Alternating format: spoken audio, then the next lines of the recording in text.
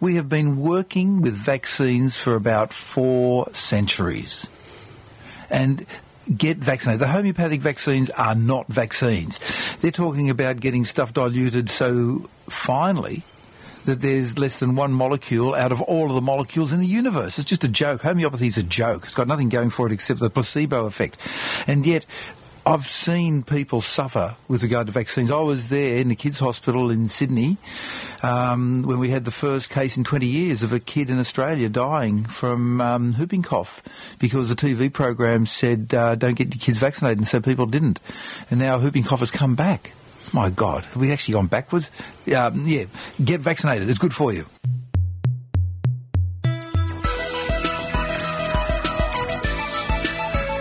Welcome to the Skeptic Zone, the podcast from Australia for science and reason.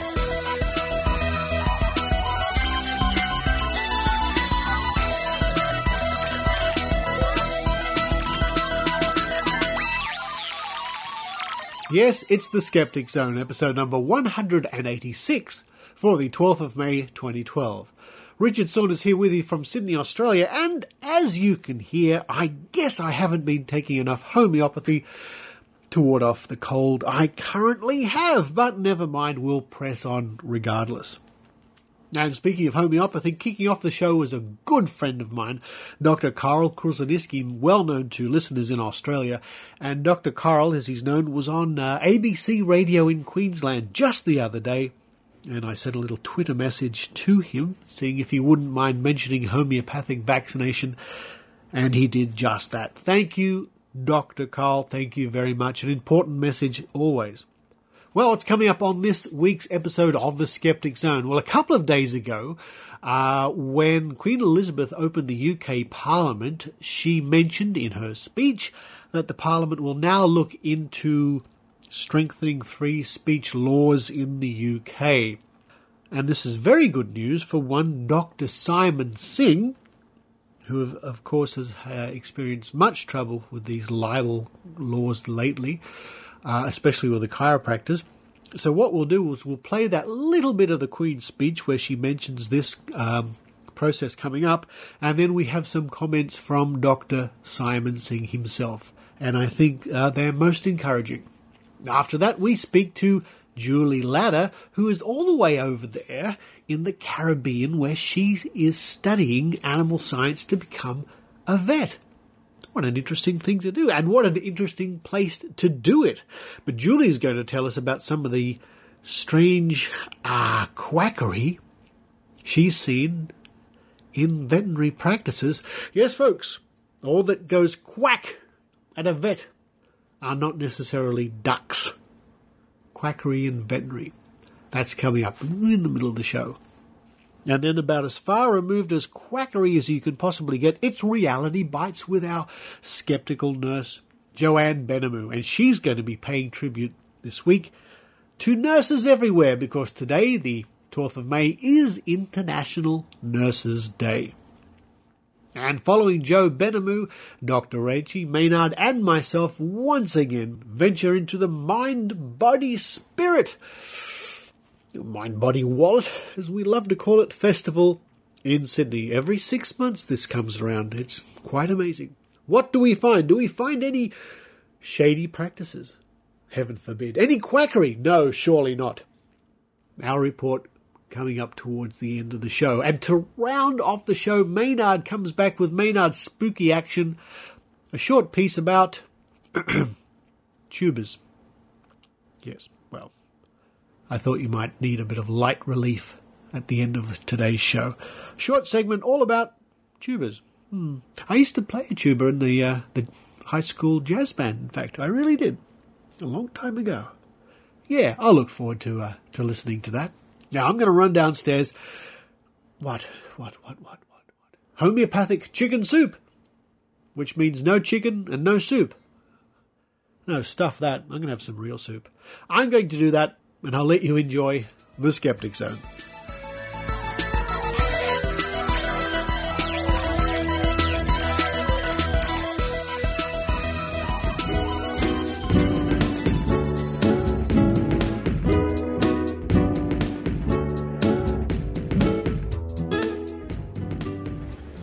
Lord Chancellor Kenneth Clarke has presented the speech to Her Majesty.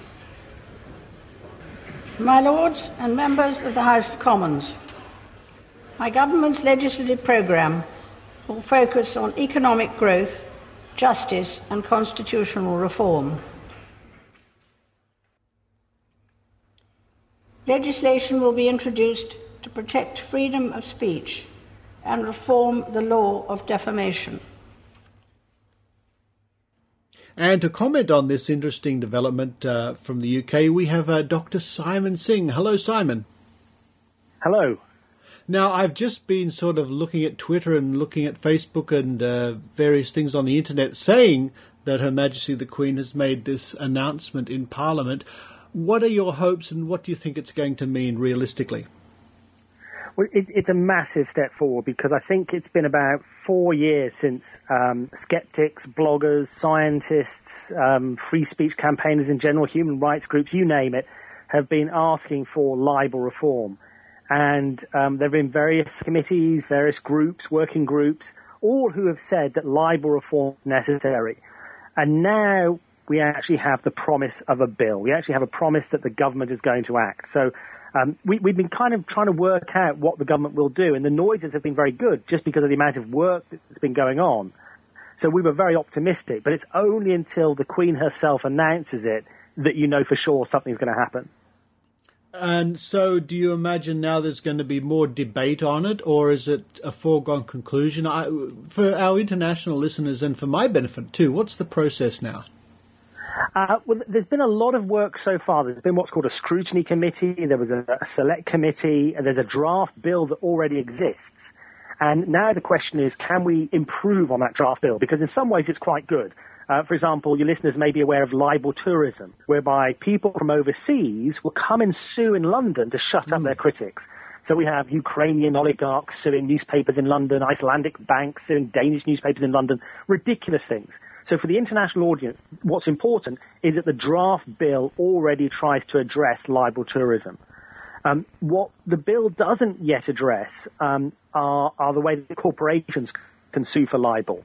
I know in Australia that large corporations are banned from suing in libel. Now, in a way, that sounds a bit unfair, but the positives are that it's very important that we can challenge and question these giant corporations that have such a massive influence on our lives, including companies that may be selling quack therapies. And they have other ways of seeking redress. So libel is not necessary for a company. All it does is it shuts down criticism. So corporations, I think we need to be more solid on. And secondly, the public interest defence. There is a public interest defence in the draft defamation bill, but it's quite weak. And that's the most important type of journalism. That's what bloggers can write about. That's what investigative journalists can write about. That's what really matters of serious public interest, of the environment, of health. That's where we need a bit more protection from the new libel or the new defamation bill. Well, Simon, it is good news, judging by the tweets and the messages flying about the internet, and we hope that this is the first major step into new laws that will not only protect and help citizens of the UK, but citizens around the world. Yeah, and a big thanks to everybody, skeptics in Australia and elsewhere around the world who backed us and supported us, because it was, I think, your clamouring that said that a country like England, which we think of in terms of justice and fair play, that we were the free speech pariah and that we needed to get our act together. So that international pressure was absolutely important. So thank you very much to everybody. Well, that's great. I mean, this is one of the things that I'm so pleased to be part of this movement. We can actually get together and affect change. Simon, we'll be looking closely over the coming months on the progression of this bill, but for now, thank you for talking to the Skeptic Zone. Thanks a lot. Take care.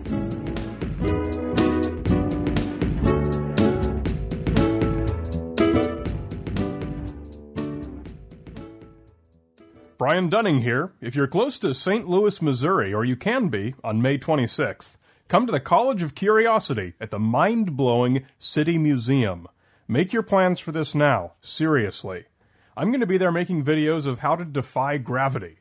Record-holding 12-year-old mathemagician Ethan Brown will make your brain explode. Subliminal entertainer Johnny Zavant will show you things you never knew your brain could do. And a whole slew of PhDs and other folks will make you just plain glad you've got a brain. We're going to make sure that people of all ages remember this day as one of their favorites ever. Just coming to the City Museum is an event in itself. Being at the College of Curiosity is going to be a revelation. Come to Curious1729.com or just Google College of Curiosity. I really hope to see you there. I'm Brian Dunning from Skeptoid.com.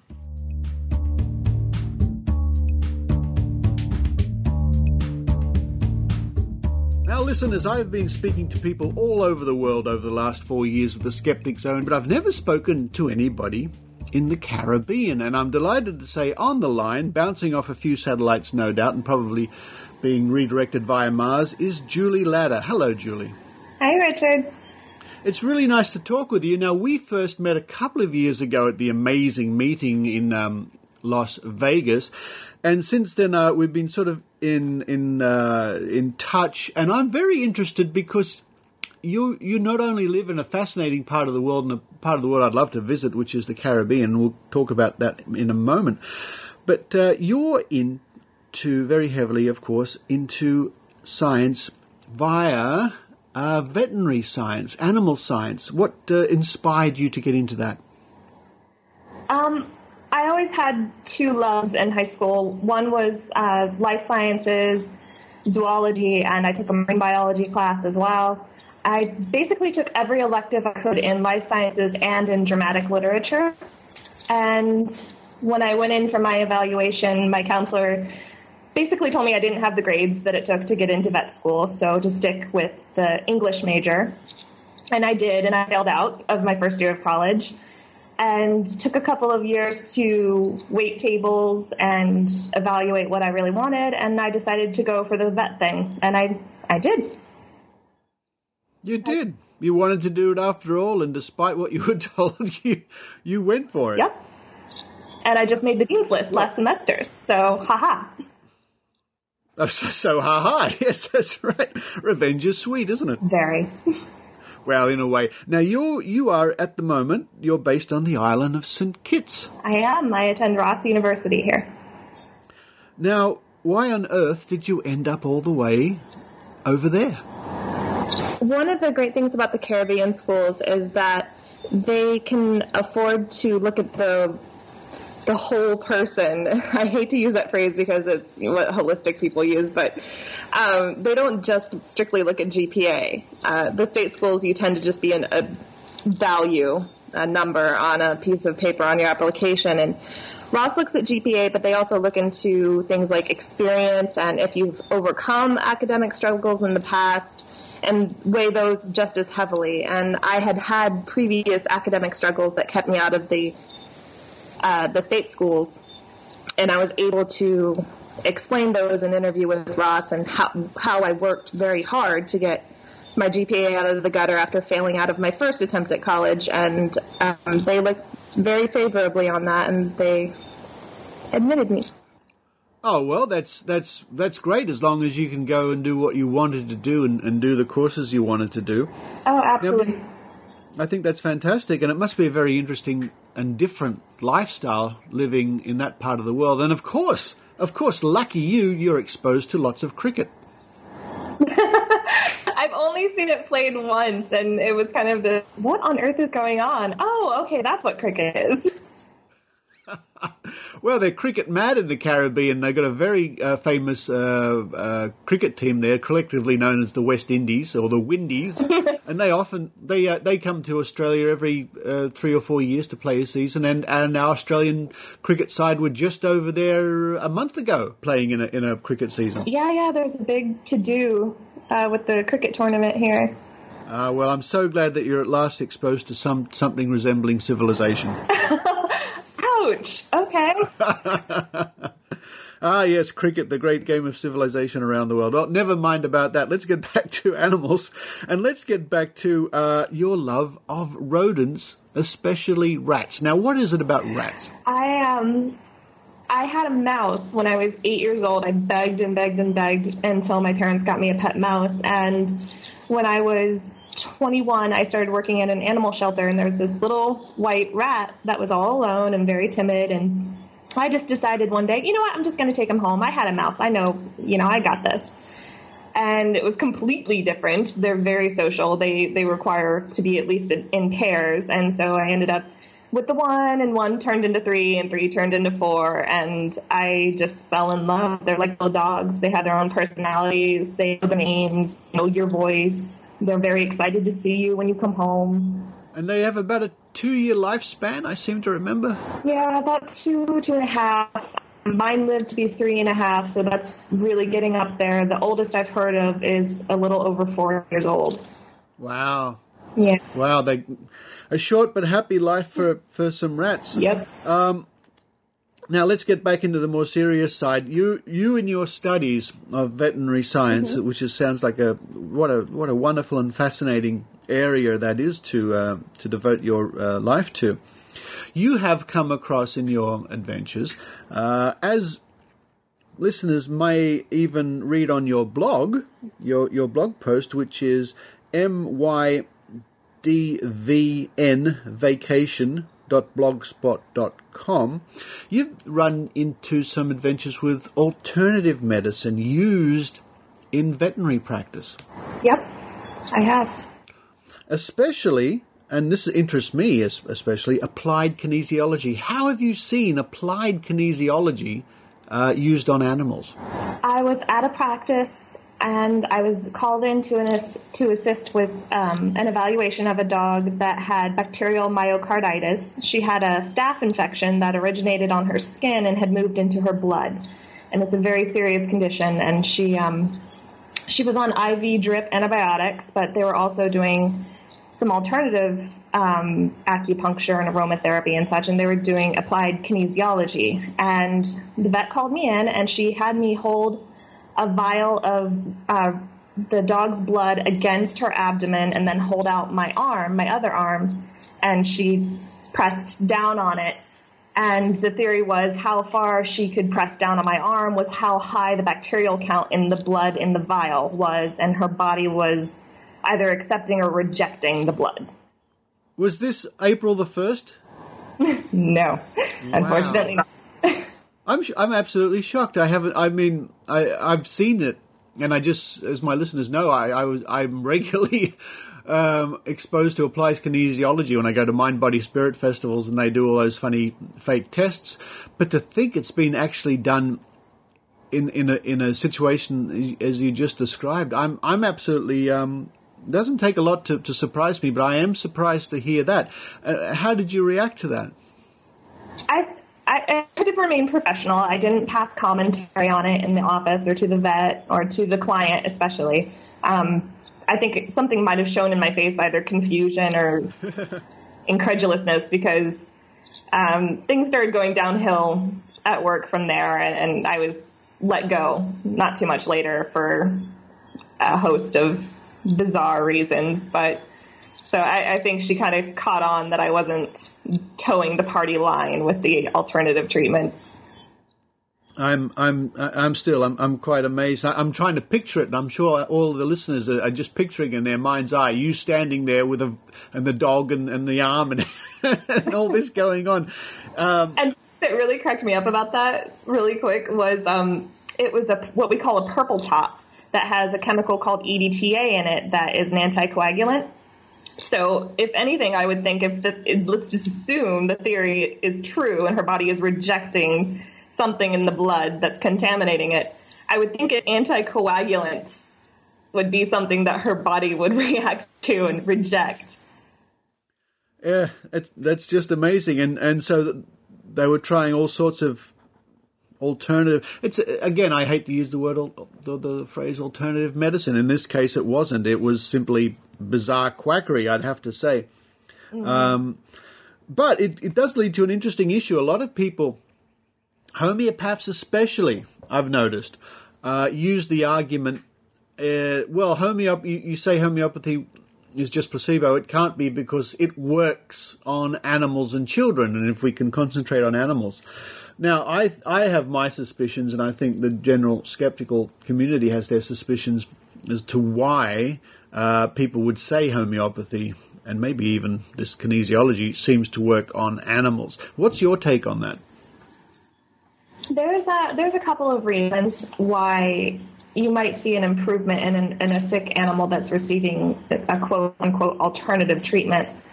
That, there's two schools of thought on placebo in animals, and one is that it works and one is that it can't, it's not possible. But completely beyond whether or not animals can experience a placebo effect, the owner's overall mood can improve, their tone of voice, their body language, and how they interact with their animal. When their expectations are that the animal is going to get better, the way that they interact with their animal will change. Also, adding any therapeutic regimen, whether it's bringing them in for a blood draw or fluids or a homeopathic treatment or an acupuncture session, they're going to get some hands-on petting and talking to, and that kind of attention can also have a positive effect in and of itself. Right. So it's not necessarily the treatment has to be working, it's just that the dog's getting attention, and so their mood will improve. So, yeah, I can see what you're talking about there. And also, of course, the owner feels like they've actually done something positive. They've taken the dog somewhere, or the cat, or whatever it is. And the expectation is that now that the animal has had this treatment, things should be fine. They've got a happier feeling about it. Mm-hmm. The animal probably will recover anyway of its own accord. And hence, it's reported back, oh, yes, after I visited you, oh, magic witch doctor, the rat felt a lot better, or whatever the case may be. Just in being here enrolled in vet school, and it's not unique to Ross University, it's something I'm hearing from students who are enrolled in state schools as well in the U.S.,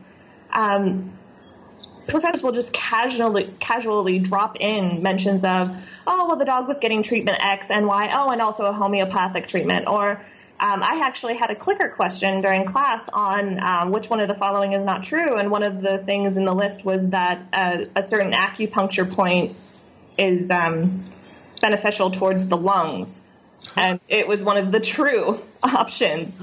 So, yeah, it's a bizarre sort of environment. I actually had a friend recently refer to me as Little Miss, I won't accept anything without a double-blind study. Oh, well, what a compliment. That's a compliment. And? That's not a bad thing, but she said it was such a tone of, oh, Julie. It was kind of a moment where I just kind of stood outside myself and went, how bizarre that I'm getting ridiculed for demanding evidence before I'll pursue a treatment option. Absolutely. I would be pleased to be called the guy who don't accept anything without a double-blind test, and I conduct double-blind tests myself. But it is a little bit frightening because a lot of these things, I think, are assumed by a large section of the population to be real or they work. And so do you think there's a lack of critical thinking being taught? It's like I said, it's a kind of bizarre environment because I just took epidemiology last semester, and they taught us all about statistical analysis and how to reject or accept the null hypothesis and how to evaluate studies. And they even said, not everything published is a good study. You need to know how to evaluate these studies and know whether to accept their conclusions or not. And on the other hand, we're getting taught that acupuncture and homeopathy are acceptable treatments. So it's a double-edged sword, kind of, and it's a bit confusing. I can see that, and especially it would be confusing to the average person in the street. Well, Julie, what do you hope to do after your time in the paradise, which is the Caribbean, and you move back to the States? What is your goal there? When I first entered vet school, I had sort of decided I wanted to go into small animal exotic practice. Exotics doesn't mean lions and tigers and bears. A lot of people assume that that's a zoo animal. Exotics are reptiles, birds, rodents, ferrets, rabbits, that kind of thing. The longer I've been here, and especially working with some of my professors, I'm leaning more towards lab animal. I really think I could make a positive impact in getting some reform in laboratory animal medicine, especially care and housing and behavioral treatment of lab animals especially. But beyond just the career path, I'm becoming more passionate about wanting to speak out and become a voice and a face and a public figure for veterinary medicine and skepticism within veterinary medicine. I think that's a very a noble cause indeed. Julie the Skeptical Vet. It has a nice ring to it. Yeah, Tam, someday. Now, how long before you complete your work there in the Caribbean? We do 2.5 years down here. I've completed a year and a half, so I have 1 more year to go, and then we have a clinical year, just like MDs, where we do rotations through the different fields, where we do a small animal, a large animal, an exotic rotation. And then once you're done with your clinical year, you take the NAVLE, which is our board exam, and you're a vet, hopefully. Wow, that's fantastic. Well, if I'm in the same location as you and my rat has a cough, I'll know where to come. Yeah. I certainly will. It's good to know that there's someone out like you going through the rigors of study to become a vet and to push science and skepticism along the way. I wish you every success for your the rest of your studies, Julie. And I really hope that we can meet up again, hopefully at an amazing meeting not too far down the track. And talking about exotic animals, when you come to Australia, which you no doubt will, I can show you many exotic animals. Yeah, about half of them can kill me. But the other half are quite nice. Okay. Don't worry about it. Julie Lada, all the way from wonderful St. Kitts in the Caribbean, the Skeptical Vet, Julie the Skeptical Vet, thank you very much for talking to the Skeptic Zone. Thank you, Richard.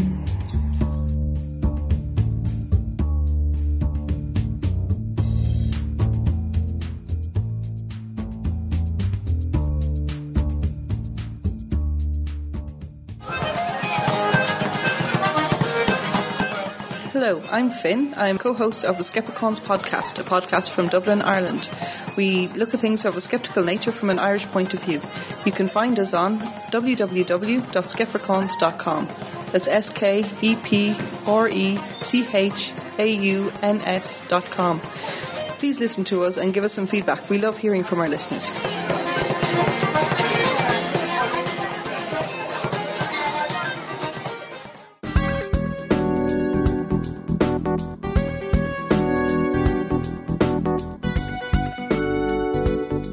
Here's food for thought. It's Reality Bites with Joanne Benhamu.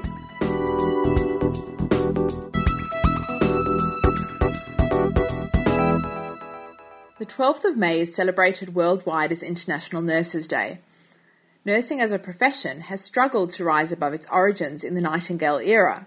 So on International Nurses' Day, it is pertinent to recognise how far the profession has come and to dispel some of the myths. In their book, Saving Lives, Why the Media's Portrayal of Nurses Puts Us All at Risk, Sandy Summers and Harry Jacob Summers explain that nursing is now a self-governing profession and a distinct scientific discipline.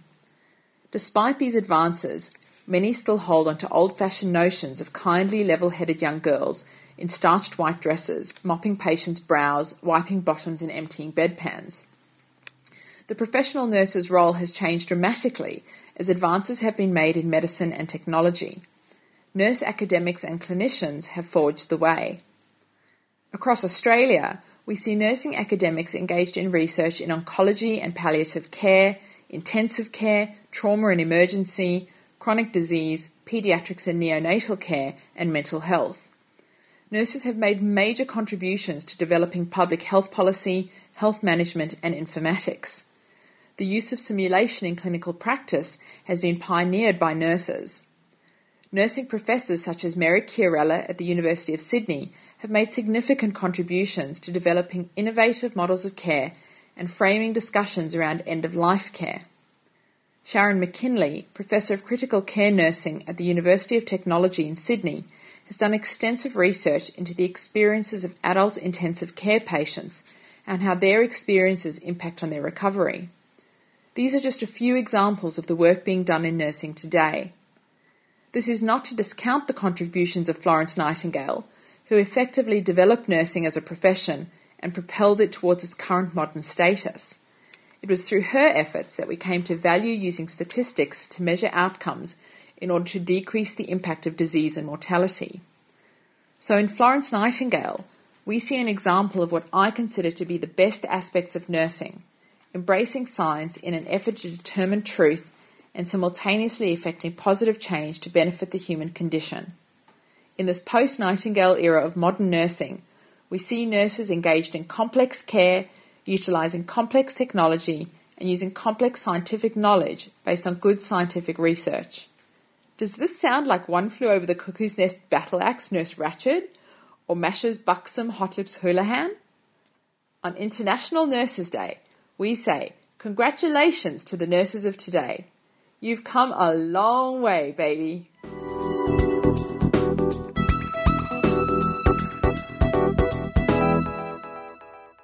This is an EVP I recorded last night. How you doing?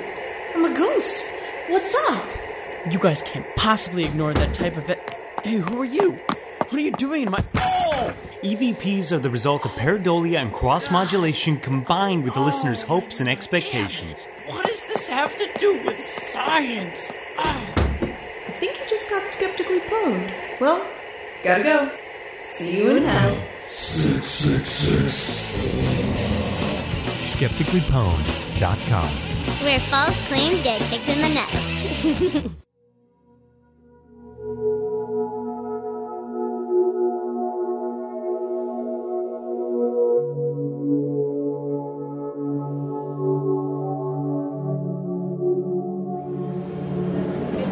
Yes, we're back here again at the Mind Body Wallet Festival in Sydney. I'm with Dr. Rachael. Hello, Richard. And Maynard. Oh, it's a huge hall. There'd be, what do you reckon, 2,000 people in here? Easily. Yeah, the hall at Darling Harbour is filled with people, all wandering around. Everyone's seeming very interested in what's going on. We haven't seen what the big thing is this year. Usually there's a big thing that's come out, like a power balance band, or there's some new thing. Do you want to have a guess at what might be big this year, Richard? I'm probably looking at it, Maynard. It says orgone affects Australia. It looks like something to do with combating electromagnetic radiation. We can come back and check that out. There's Tai Chi there, Shin's Bio Health, tea down there, psychics, vitamins. It's all happening here at the Mind Body Wallet. Now we've just passed something, Rachael, that said the leading edge in health science, and it was face reading. Yeah, they have photographs of people's faces, and then they've drawn on top over that a body shape. So the legs and the crotch go over the nose, and the legs go around the cheekbones, and then somehow the face fits up on the top of your forehead. Maynard's been there before. Look, don't we all do face reading every time we try and meet someone in a club or a pub, really? Aren't we wondering, wonder what's going on in there? And maybe I'd like to find out or not. I'm not sure if it works like that. Oh, okay. But of course there are many things, many people, many stalls here giving readings of one type or another. Now those people use the gimmick of the face. Someone will use the palm. Here's one guy doing iridology over here. It's all the same. It boils down to basically more or less a cold reading, but there's different gimmicks, be it astrology or tarot cards or anything like that. But you got to face it, Richard. There's more people here than you could ever get to a skeptics meeting, and how does that make you feel? That's reality, Maynard. This is easy. People can just set up a stall and flog whatever they like. We have to actually come up with facts and the truth. It's a lot harder for us.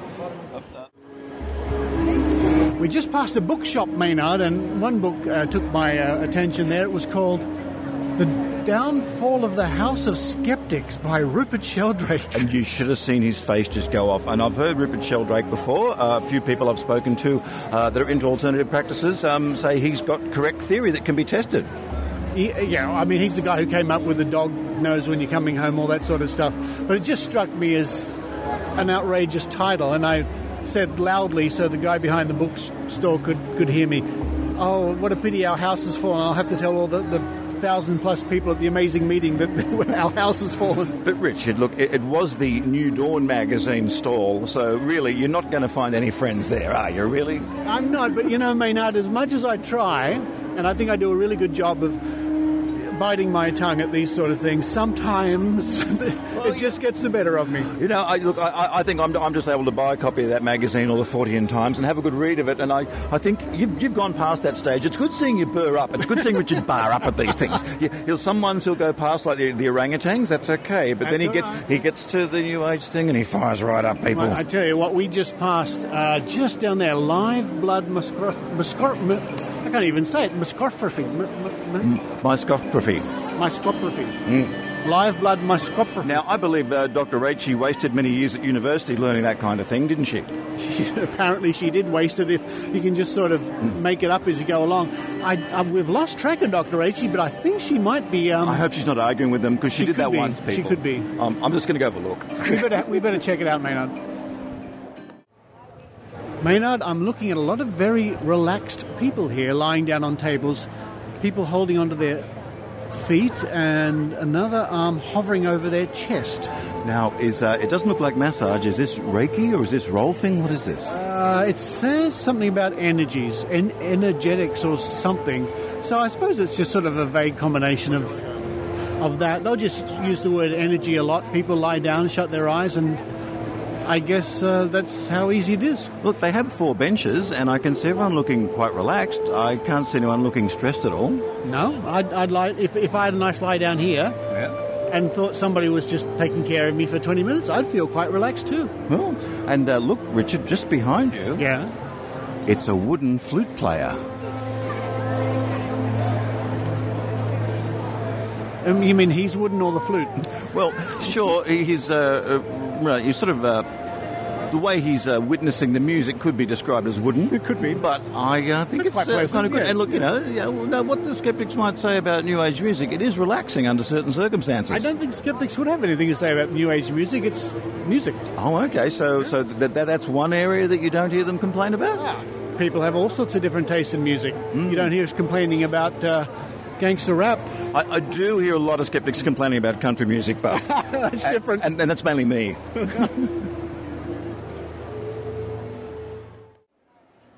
Of course, we've lost Dr. Rachael, but then we discovered her. Oh, she's spraying something over at the moment. But we discovered her nomming at the chocolate-covered strawberries. They do look pretty good. I mean, Dr. Rachael, homeopathy's bad. Alternative practices are bad. What do they call alternative medicine? Medicine. Well, what do they call strawberries with chocolate on them? Noms. That's what they call them, Dr. Rachael. You sold yourself out for some chocolate-covered strawberries. Oh, Reiki empowerment. Oh, happy science. See, if there was chocolate on it, Dr. Rachael would be over there going, give me some of that Reiki. That beautiful chocolate-covered Reiki, should be saying. How is your chocolate-covered noms? I haven't had it. John's eating it. But I just sprayed some rose water in my face. Feel better? It's quite nice. Yeah, you can't eat that, unfortunately. I've just walked past the stand of Nova Magazine. Nova Magazine is a free New Age magazine that you can find out the front of health food shops and sadly some pharmacies. But for the skeptical reader, and I think I've mentioned this before, it's a pretty useful resource. It's full of ads and claims and stories and things. Nova Magazine. The cash machine on the way here, so... I'll get you some. Oh, no, I'll be right. I'll be right, Richard. I'll be strong. Maynard's just turned down the offer of getting some veggie chips because here she comes. Yeah. Look at that sheepish look on her face. She's even got the official veggie chip bag. It's a big purple bag. Veggie grain chips. Let's look inside. I've never seen so many noms. Look, I think we've found Dr. Rachael's Achilles heel. It's actually an Achilles veggie chip. Even though it's probably very similar to potato chips with fat on them, it's actually soy chips. I think she bought it for the lovely purple bag. And the purple bag is like a feed bag, so you just put it around your neck and go. Well, Rachel, I've just been led away from the... What's it called? The... Shoesy Power Band stall. You got schooled by the guy in charge, didn't you? I was showing the woman doing the power balance type demonstrations with the arm and everything what she was doing. I did it with a rubber band. And I swear she was absolutely perplexed. And she did not realise that she was doing different things. Yeah. That's how it appeared to me anyway. Well, I was standing in the background watching that, and as you were demonstrating it initially on her customer and then on her, I saw this guy sort of appear from out the back of the stall and sweep around the back and just sort of watch what was going on and then slowly make his move in towards you. Get me away from the store. To get you the hell away from there. Yeah. Oh, well, I mean, he says he'll take us up on our $100,000. He was quite disgruntled. But do you think that he's a believer as well? Hard to say. I think she could have been, actually, because when I showed her exactly what she was doing, she was just really confused and couldn't accept what I was saying. It was interesting. She appeared to be a believer, but I don't think he... Because I was watching from a distance, and he seemed to swoop in straight away, as if to say, here's trouble here, so... Oh, well, it might be another case of a power band story. Let's... Yeah. We'll see. Oh, well, we've come to the end of Mind, Body, Wallet for another 6 months, Dr. Rachael, and I'm ready to go. Oh, you know, I haven't been for a year, Richard, and I think it was actually good that I didn't come 6 months ago, because last time I was here, I just couldn't be bothered. But today I had a couple of fights with people, which were worthwhile, I think. I do think I made someone feel a little bit guilty, which is a good thing, because... They were claiming some magnets to do something. They were making some pretty specific medical claims. And sounds like every woman I've ever been out with. Made me feel guilty. Well, maybe. Maybe that's not anything to do with your medical claims, Maynard. Yeah, a lot of my stuff isn't testable, let me tell you, folks. Is a lot of your stuff in medical journals or just testimonials? I do make a lot of claims. I see. That's argument from authority if I've ever heard it. Yeah. Maynard, this is your second time here. Yeah, I've got to tell you, it's an interesting time with you guys, and we did record some interesting stuff for the Dirty Disbelievers here as well, and I think the interesting one will be one on your show there, because some of the stuff we unfortunately can't play on a potential ABC show, but I find it depressing for two reasons. One, you guys are going around harsh and everyone's mellow, which is understandable. It's what everyone's. That's true. It's what you do, but also everyone's so open to stuff, and that's good, but I think some people are open to stuff where they should look a little bit deeper. I think you're absolutely right. Well, I'm ready to get the hell out of here, and I think Chinatown is calling. Let's go nom. Okay, and you're going nowhere near the Chinese medicine shop, okay, Richard? You're barred from going near there, okay? I'm surprised we don't get barred altogether. We might this year. We might.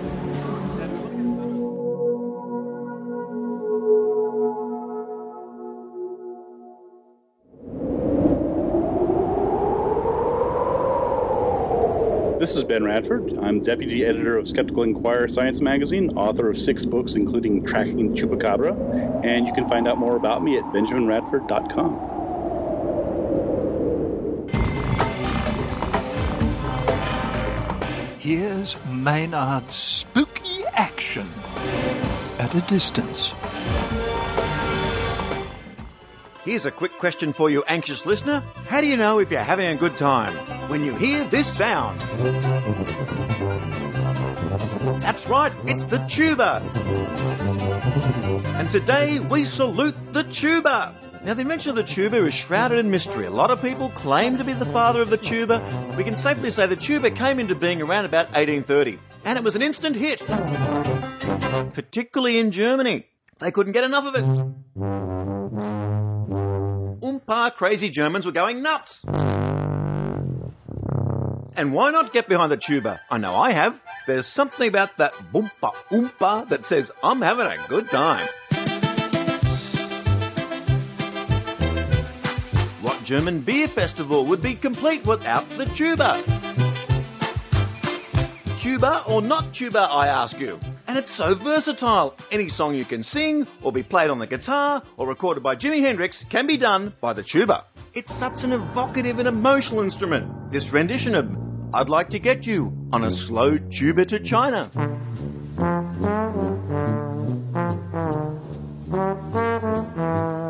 You can play jazz on it, Tiger Rag. You can sing deep, meaningful songs about it, like the Bonzo Dog Doodah Band here with Tubas in the Moonlight. Tubas in the moonlight, playing for me all night. Tell me what I want to hear. The sad story that everybody had to listen to at school, Tubby, the tuba. He was a fat little tuba, puffing away, but oh, so slow. There's the tuba polka. There's the flight of the tuba bee.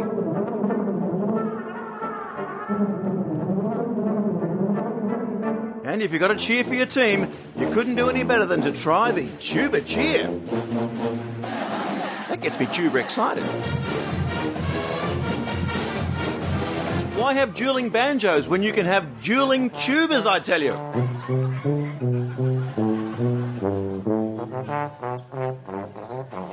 There's a classic tuba track from Spike Jones when Yuba plays the tuba. Go Yuba, go man, go crazy, go nuts. And how about some doo-wop, Under the Boardwalk, tuba style?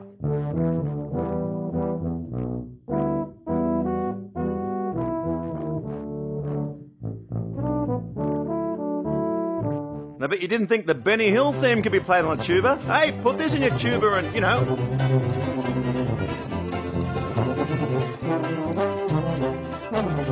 But two of the great forms of music that have missed out on tuba would have to be country and western and funk.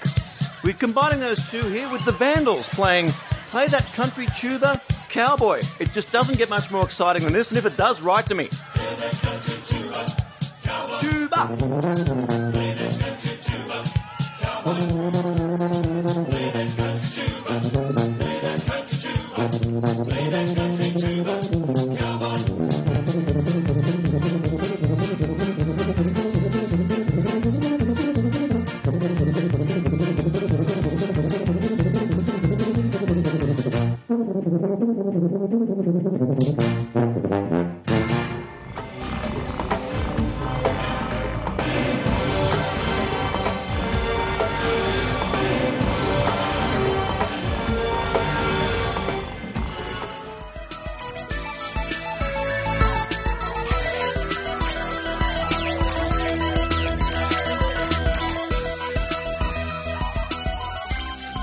Thank you for listening to the Skeptic Zone.